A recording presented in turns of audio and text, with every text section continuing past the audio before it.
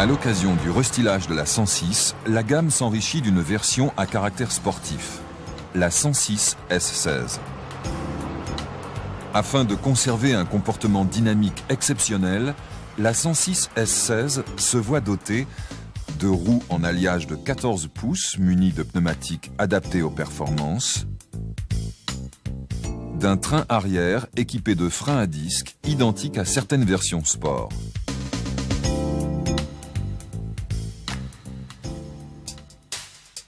Cette version est animée par un nouveau moteur, le TU5 J4. Le TU5 J4 est un moteur 16 soupapes d'une cylindrée de 1587 cm3. Il développe 87 kW ou 120 chevaux d'In à 6600 tours minute et délivre un couple maxi de 14,5 mètres décanewtons à 5200 tours minute.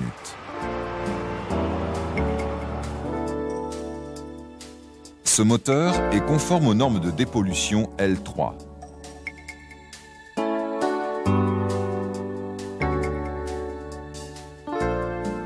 À noter que la partie avant de l'échappement est spécifique. L'architecture principale se compose d'un bloc moteur en fonte, d'une culasse à 16 soupapes, de 2 couvre-culasses. Le carter cylindre présente quelques spécificités. Un bossage supplémentaire pour l'implantation du capteur de cliquetis, un puits de jauge permettant la vidange par aspiration,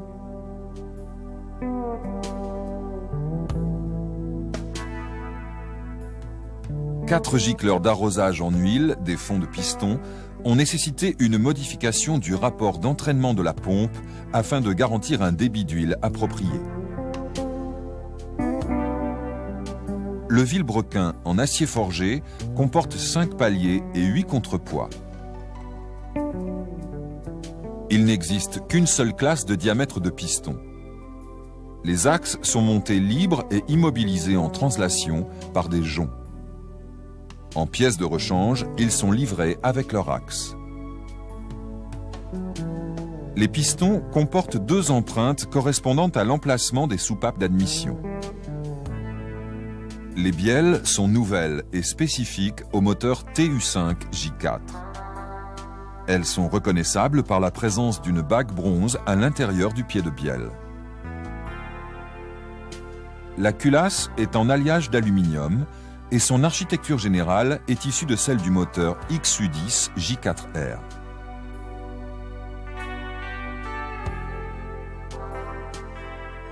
Les soupapes, spécifiques au moteur TU5 J4, sont reconnaissables par leur diamètre de queue de 5,98 mm.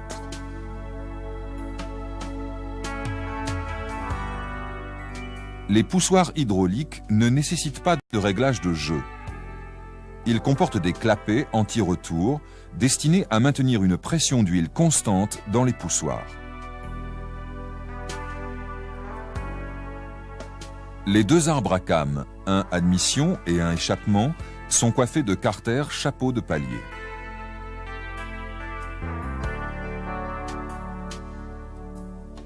Le joint de culasse spécifique est reconnaissable par des passages de redescente d'huile rectangulaires. L'entraînement de la distribution est réalisé par une courroie crantée. La périodicité d'échange est fixée à 120 000 km en utilisation normale.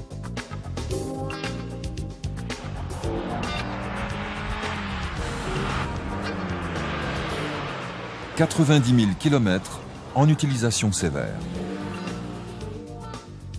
Les arbres à cames sont entraînés par des poulies dites folles et le réglage de tension de la courroie s'effectue par un galet tendeur à réglage par excentrique. Le système d'injection et l'allumage jumeaustatique sont gérés par un boîtier électronique Magneti Marelli MM1AP. Ce système adopte la technologie Flash EPROM qui permet le téléchargement de programmes. Le système d'injection semi-séquentiel dispose d'injecteurs de type Biget. Notons que les bougies sont logées dans le tunnel central. L'allumage est alimenté par une rampe composée de 2 bobines placées entre les arbres à cames. Le faisceau haute tension est ainsi supprimé.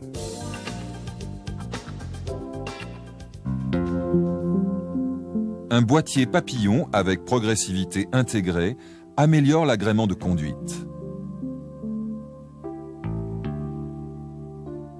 En effet, l'usinage spécifique de la partie supérieure du boîtier autorise, lors d'une faible ouverture du papillon, l'admission de l'air uniquement dans la partie inférieure. Ceci permet une montée progressive en régime du moteur.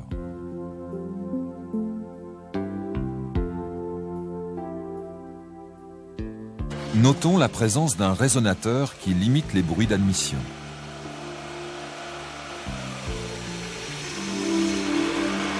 Le circuit de réaspiration des vapeurs d'huile comporte un régulateur de pression intégré au couvercle du filtre à air. Ce système permet de réguler la réaspiration des vapeurs d'huile. Lorsque la dépression augmente dans le filtre à air, la membrane vient fermer le régulateur.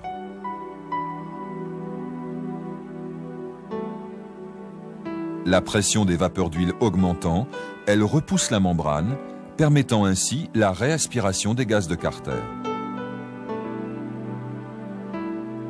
À noter également la présence d'une canalisation d'équilibrage des pressions des vapeurs d'huile entre la culasse et le carter inférieur.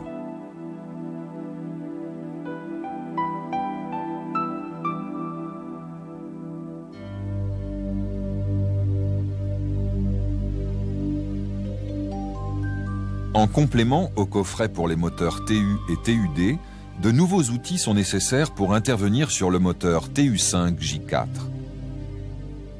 Un tampon pour le montage des joints d'arbre à cames, un outil de montage pour joints de queue de soupape, 2 piges de calage pour arbre à cames, une pour le côté admission, une pour le côté échappement, une épingle de maintien pour la courroie de distribution. Avant de procéder à l'échange de la courroie de distribution, débranchez la batterie. Après avoir retiré le cache calculateur, déposez et débranchez le calculateur.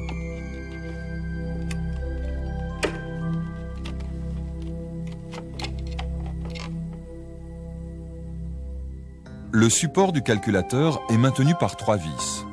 Enlevez ce support en retirant le relais double. Pour les véhicules équipés de l'air conditionné, débridez et écartez le tuyau de réfrigération.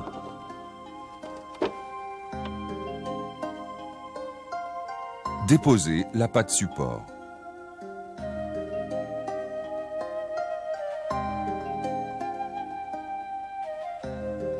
Après avoir dégrafé le pare-boue, déposez la vis de fixation de la canalisation du circuit de refroidissement et l'écartez en la déclippant.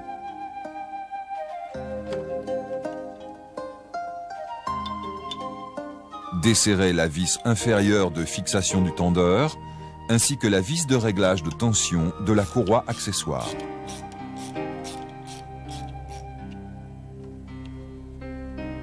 Déposez la courroie d'entraînement d'accessoires. Déposez les vis de fixation de la poulie de vilebrequin et la dégagez vers le bas en prenant appui sur le groupe motopropulseur. Ôtez la vis de la goulotte de cheminement du faisceau et l'écartez de manière à accéder aux 3 vis inférieures du carter de distribution.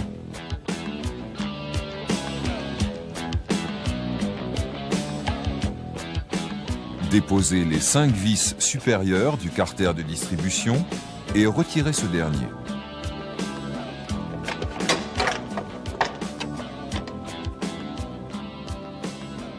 Pigez le volant moteur.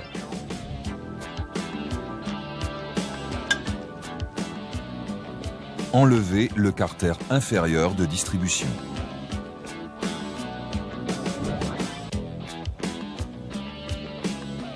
Mettre en place les piges sur les poulies d'arbre à cames, puis desserrer la vis du galet tendeur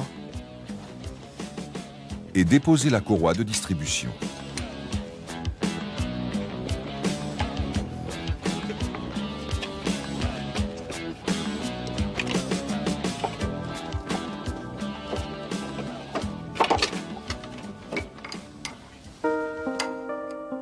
À la repose, desserrez les 6 vis de fixation des poulies en conservant un léger frottement entre les vis et les poulies.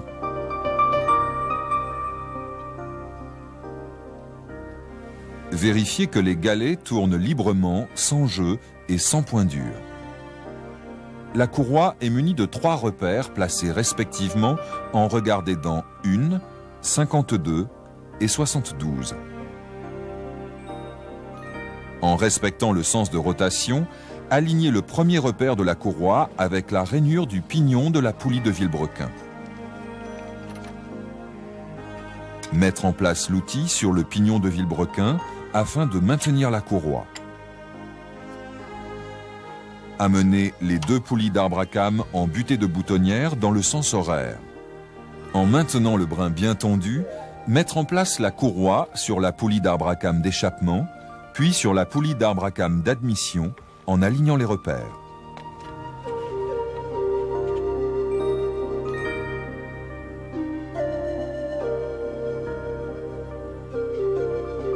Déposez l'épingle de maintien de courroie.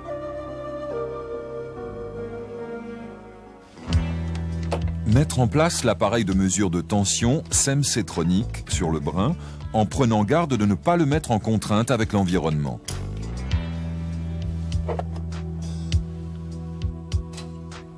À l'aide de l'outil, tournez le galet tendeur, sens inverse horaire, pour afficher 63 unités SEM et serrez la vis du galet tendeur au couple indiqué. En déposant une vis sur chaque poulie d'arbre à cames, vérifiez qu'elles ne sont pas en butée de boutonnière. Serrez les 6 vis des poulies d'arbre à cames au couple préconisé.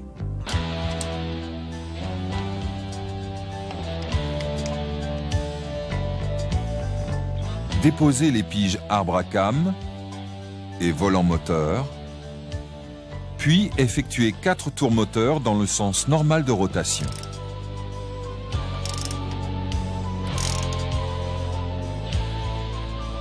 Sans revenir en arrière, pigez le volant moteur. Après avoir desserré les 6 vis des poulies et pigé les arbres à cames, effectuez de nouveau le réglage de tension de la courroie.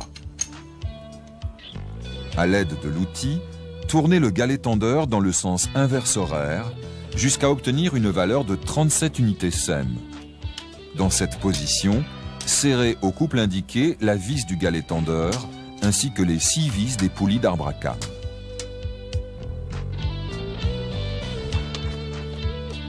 Déposez les piges des arbres à cames et du volant moteur.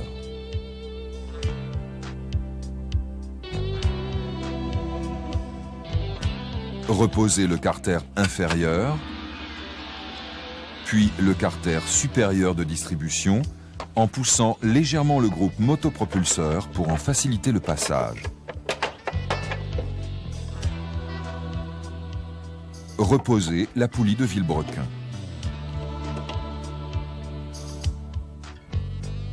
Respectez les valeurs de tension pour la courroie accessoire.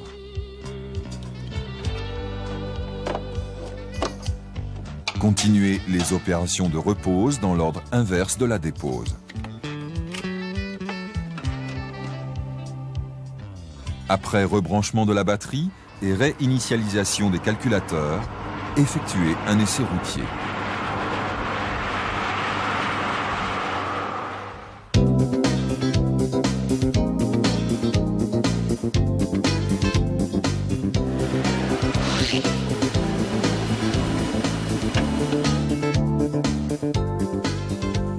Le contrôle de la pression d'huile s'effectue moteur chaud, après vérification du niveau d'huile.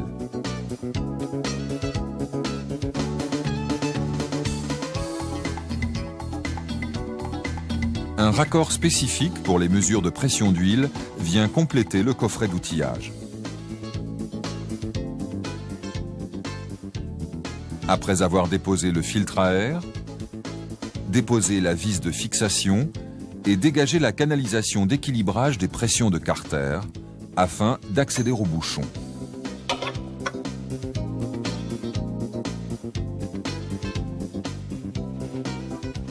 Déposez le bouchon en prenant soin de placer un chiffon sous ce dernier afin d'éviter l'écoulement possible d'huile sur l'échappement.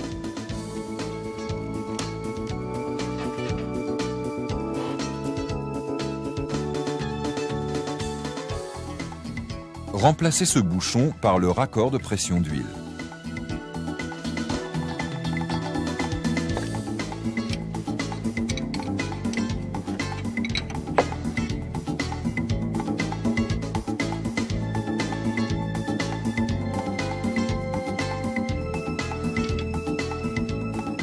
Montez sur ce raccord le flexible et le manomètre et démarrez le moteur. Relevez et comparez les pressions par rapport aux valeurs indiquées.